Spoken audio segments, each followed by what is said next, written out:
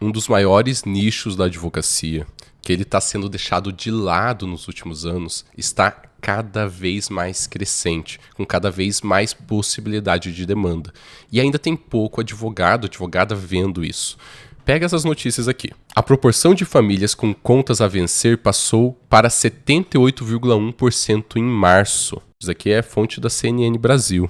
Uma pesquisa realizada pela Fundação Procon de São Paulo, em parceria com o Ministério da Justiça, apontou que 80% dos contratos de empréstimos pessoais analisados haviam alguma irregularidade. Tem um outro estudo ainda da Universidade de Brasília com a OAB que aponta que 97% dos contratos têm pelo menos uma cláusula abusiva. E além disso, esse número eu acho chocante. O saldo de operações de crédito do Sistema Financeiro Nacional totalizou 5,9 trilhões em março. Eu nem consigo contar tanto dinheiro quanto que é isso.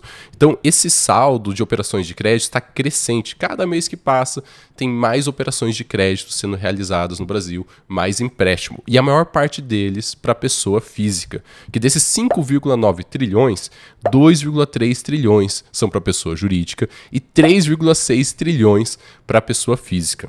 Percebe como as operações de créditos e empréstimos estão crescendo no Brasil? Se você analisa, não sou eu que analiso, você pega a OAB analisando, a Universidade de Brasília analisando, o Ministério da Justiça, eles analisam e dizem, poxa, pelo menos 80% aqui tem irregularidade. A Universidade de Brasília ainda vai mais longe, diz que 97% tem cláusula abusiva. Como que você defende? Como que você lida com um sistema que ele é praticamente em sua totalidade abusivo? É o advogado que vai defender esse direito e que vai fazer valer o que deveria já estar no contrato, o que deveria ser justo. É por isso que, devido a essa demanda enorme que existe no Brasil e ao crédito ele ser crescente, a população cada vez mais endividada, que a área bancária, principalmente a revisão de empréstimos, está tão em alta no mercado. Lá no cálculo jurídico, a área bancária é a área que mais cresce em números de cálculos realizados todo mês. Cada mês que passa, são mais cálculos revisionais sendo feitos no cálculo jurídico. Isso indica todo esse universo de informação, que nós estamos diante de um ótimo cenário para a advocacia proteger o direito do consumidor. Então, se você ainda não atua com direito bancário, com revisional de empréstimo, fica comigo nesse vídeo, que eu vou trazer um caso concreto, analisar ele para você, de uma ação que discute apenas uma abusividade, e você vai ver como é possível advogar, ter sucesso, e no final vai descobrir quanto você pode cobrar por essas ações, e o que você tem que fazer para ter sucesso na área de revisão de empréstimo. Antes de começar a análise, eu quero deixar bem claro a extensão desse mercado. Então, hoje a gente está falando de toda pessoa física e toda pessoa jurídica. Muitas vezes, quando você vai ouvir falar sobre revisão de empréstimo, vem direto a pessoa física, mas são pessoas jurídicas também, que contraiu um empréstimo, que fez algum empréstimo em algum momento nos últimos anos. Então, a gente está falando desde contratos ali do veículo, compra de um automóvel, de um carro, até contratos multimilionários, que é para suprir o capital de giro de empresas que fizeram empréstimos de 40, 50, 60, 80 milhões. Então, existe uma associação direta que revisão de empréstimo é só sobre causa pequena. Sim, existe casos pequenos para a gente conversar que são lucrativos, existe casos grandes para a gente conversar que muitos escritórios de direito empresarial atuam, que são ainda mais lucrativos. Então, se faz uma revisão de empréstimo de um contrato de 100 mil reais, é diferente se você uma revisão de empréstimo de um contrato de 100 milhões de reais. Obviamente, a participação sua na advocacia vai ser maior quanto maior for o volume de crédito que você está conversando e quanto mais abusividade estiver nesse contrato. Então, o mercado é muito amplo e existe causas de todo tamanho. Desde causas pequenas, de 3, 5, 10 mil reais, até causas que vão ser milionárias para o teu escritório de advocacia. Eu vou começar aqui analisando um caso pequeno, que eu diria que é 80%, talvez 90% no mercado, que são os empréstimos menores e que é mais fácil você ganhar tração no teu escritório. Talvez sejam as primeiras revisões de empréstimos que você vai fazer no teu escritório, abrindo espaço para você conquistar clientes que têm casos maiores, financiamentos e empréstimos muito maiores. E o caso que eu vou analisar aqui com vocês é um caso transitado em julgado de empréstimo pessoal com uma taxa abusiva, além da média de mercado para a data da assinatura. Esse tipo de contrato talvez seja um dos mais comuns que você vai encontrar na sua advocacia, onde você pega o contrato para analisar, não tem como você analisar um contrato, uma revisão de empréstimo, sem analisar o contrato de empréstimo. Então, aqui vai a primeira dica. Não tem como você... o meu cliente me disse que está pagando tanto, que foi oneroso. É impossível, você precisa de algo material para analisar. Então, e o primeiro documento é o contrato de empréstimo. Com o contrato de empréstimo na íntegra, em mãos, você vai analisar qual foi a taxa praticada no dia da assinatura do contrato e confrontar com a taxa média do Banco Central. Se essa taxa for abusiva, muito acima da média do Banco Central, você já tem um primeiro ponto de discussão que tem grandes chances de êxito, como teve o êxito nesse caso concreto. No caso concreto, a taxa praticada no contrato foi 18%.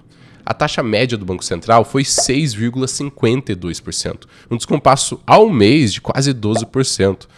Poxa, 12%, será que é tanto? É muita coisa, porque se você anualiza esses juros, a diferença anual de uma taxa para outra é quase 6 vezes. Então, o contrato dessa pessoa física estava 6 vezes mais oneroso do que a média do Banco Central.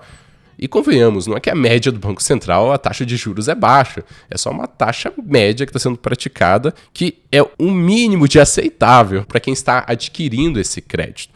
Então, 18% ao mês, 600 e poucos por cento ao ano, é excessivamente abusivo. Nesse contexto, o autor foi lá e ingressou com uma ação através do seu advogado. Eu vou mostrar aqui na tela os números dessa ação. Eu coloquei os dados aqui no cálculo jurídico para você dar uma olhada, mas você pode fazer onde você quiser, pode ser na sua planilha, onde você estiver mais confortável. Mas eu lancei os mesmos dados do caso concreto aqui para você dar uma olhada. Então, o valor do crédito era R$15 mil, o EF era R$317, o IOF ele faz parte do valor total financiado, então foi devidamente incluso aqui. O valor da parcela e a taxa de juros mensais. Percebe que nessa primeira coluna a gente tem quanto que foi efetivamente contratado, que foi 17,7%. E na revisional nós temos o valor dos juros mensais que deveria ser.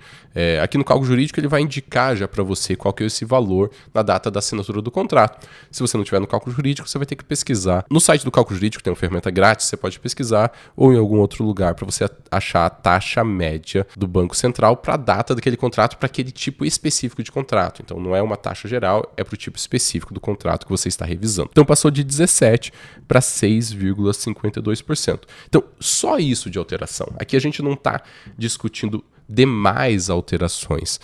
Outras possíveis alterações, como encargos moratórios excessivamente onerosos, o que está presente em quase todos os contratos, ou ainda a inclusão de taxas, tarifas e impostos de forma indevida no valor total a ser financiado, ou ainda um descompasso entre a taxa apresentada e a taxa efetivamente calculada no contrato, que existe e não é pouco frequente. Então, nesse caso, de todos os pontos que a gente poderia analisar do contrato, a gente está focando só num, e isso vai deixar fácil de você perceber qual que é o potencial dessas revisões de empréstimo, porque só um ponto pode dar muita diferença. Agora, quando você soma todos os pontos em uma análise completa, às vezes você muda a vida financeira do teu cliente, ele tem um ressarcimento de um valor que ele pagou muito mais do que ele deveria ter pago. E ressalto, principalmente nos casos em que existe uma inadimplência, que responde a 4% dos 5 e poucos trilhões. 4% de 5 e poucos trilhões, eu nem sei aqui, mas deve ser alguns bilhões isso. Analisado o contrato, os pontos que você tem a discutir, que a gente está analisando o caso concreto. Você tem que analisar, depois disso, a evolução das parcelas, como que se deu a evolução das parcelas do contrato, aqui a gente está vendo o Agibank versus a revisão, e o fluxo de pagamentos, o que foi efetivamente pago. Por que eu preciso analisar o fluxo de pagamentos? Porque aqui que você vai ter dinheiro a ser retornado, ressarcido para o teu cliente, porque se o Agibank cobrou 3.143, mas deveria ter cobrado 1.918, tudo que meu cliente pagou a mais deve ser ressarcido. e pode ser ressarcido inclusive com repetição de indébito. E com isso, então, colocando todos os dados do contrato aqui, nós temos um valor total financiado de 15.635, que é o valor da causa para essa ação. Se você for olhar a ação que foi efetivamente proposta, foi proposta com valor um pouco menor do que isso. Isso se deve a uma divergência sobre a inclusão do IOF na base de cálculo. E existe já, é bem consolidado que o IOF precisa ser incluído na base de cálculo do valor financiado. Então, aqui tem uma divergência nossa com a análise do que aconteceu no caso concreto. Então, esse caso ele foi protocolado lá dia 18/9/2020 e seguiu para a sentença, que foi em junho de 2021. Eu vou ler a sentença e colocar na tela para vocês. A sentença ela julgou procedente, então, a ação e condenou o ré à restituição do valor de R$ 15.164,83, atualizado pelos índices da tabela prática do egrégio TJSP desde o ajuizamento da ação e com juros de mora de 1% ao mês a partir da citação. Poxa, veja que interessante. Então, o Matheus, o autor dessa ação, ele contratou um empréstimo abusivo, foi identificada a abusividade, dessa abusividade foi decretada a restituição do valor, e não só a restituição, mas com o devido acréscimo de atualização, correção monetária e juros de mora. É claro, teve um recurso, né? O banco recorreu dessa decisão e posteriormente veio um acórdão. Em 2021 também, veja que foi um processo rápido, né? Foi ajuizado em 2020, com acórdão no final de 2021, não teve nem 2 anos de processo judicial, foi mais ou menos 1 ano e 2, 3 meses. O acórdão diz o seguinte: foi negado provimento ao recurso, porém majorada a verba honorária para o patamar de 17% sobre o valor da condenação. Então, teve uma majoração ainda dos honorários sucumbenciais. Quem sai ganhando com isso? O advogado, né? Então, o advogado da parte autora vai ter ainda mais honorários sucumbenciais sobre essa ação. Então, olha que interessante. A gente pegou uma ação de empréstimo relativamente tranquila de analisar, com uma cláusula abusiva, que foi levada à justiça e julgada em menos de 2 anos. 1 ano e 2 meses, 3 meses teve o trânsito em julgado pós-acórdão. E quanto você pode cobrar por uma ação dessa? Um empréstimo pequeno, foi um empréstimo de R$15 mil. Então a gente não está falando de um empréstimo de um carro que às vezes é 100 mil, 200, se for um carro de luxo, R$400 mil, nem de um financiamento que pode chegar em 3, 4, 5, tem imóveis de R$10 milhões sendo financiado, e nem um contrato de um capital de giro para uma empresa de médio ou grande porte, que pode gerar em torno de 20, 30, 40, 50, 100 milhões de reais. Então, é um contrato de R$15 mil. É um contrato pequeno, relativamente pequeno e bem frequente no universo de empréstimos. Desse contrato, você poderia cobrar honorários iniciais, honorários finais e receber os seus honorários de sucumbência. Uma taxa de mercado que é relativamente segura e bem modesta a ser cobrada, tem vários advogados que cobram mais do que isso, é uma taxa de 10% de honorários iniciais e 10% de honorários finais, mais os honorários de sucumbência. Se você aplica essa lógica de honorários conservadora no caso concreto, esse é um caso que vai render para o escritório R$4 mil. Então, uma ação de R$15 mil, de um empréstimo de R$15 mil, gerou R$4 mil de honorários e compensou o teu cliente. Então, você fez justiça ao seu cliente, que foi excessivamente cobrado por esse crédito que ele contratou, e, além disso, remunerou teu escritório. Tem coisa melhor que isso? Então, tem um escritório que está lucrativo e tem possibilidade de ser lucrativo, que ganha dinheiro fazendo justiça para as pessoas que tiveram um contrato abusivo. Para mim, isso daqui é a beleza da advocacia. A gente poder sustentar nossa família, ganhar dinheiro, crescer, sustentar nossos sonhos. E enquanto faz isso, você defende o direito de quem deveria ter esse direito já preservado, mas por algum motivo foi violado. Então você vai lá, ajuda uma pessoa, essa pessoa sai feliz, ela sai melhor na vida dela e você também, você sai com um escritório mais lucrativo e cada vez melhor. Mas antes de você ir advogar nessas causas, ou antes de você continuar a sua advocacia e sair fazendo uma captação de clientes, fazendo marketing ads, vídeo no YouTube, ou distribuir cartãozinho para quem você conhece, ou ligar para os seus clientes falando, olha, eu também estou trabalhando com ação de empréstimo, eu quero que você se atente a 4 erros comuns de quem atua nessa área. São erros bem comuns, não são os únicos erros, mas são erros que você precisa estar de olho bem aberto para não cometer. O primeiro erro é não pedir a repetição de indébito. No caso que nós analisamos analisamos aqui, se tivesse sido repetição de indébito, existiria o potencial de dobrar o valor da ação, saindo de 15 para 30 mil reais. Iria dobrar? Eu não sei, mas você só tem como saber se você pedir. Então você precisa pedir sempre a repetição do indébito, então da parcela que foi pago a mais, que seja restituído o dobro para o teu cliente. Um segundo erro bem comum é você trabalhar com a base de cálculo incorreta, por exemplo, não adicionar o IOF na base de cálculo ou deixar de retirar tarifas, taxas da base de cálculo.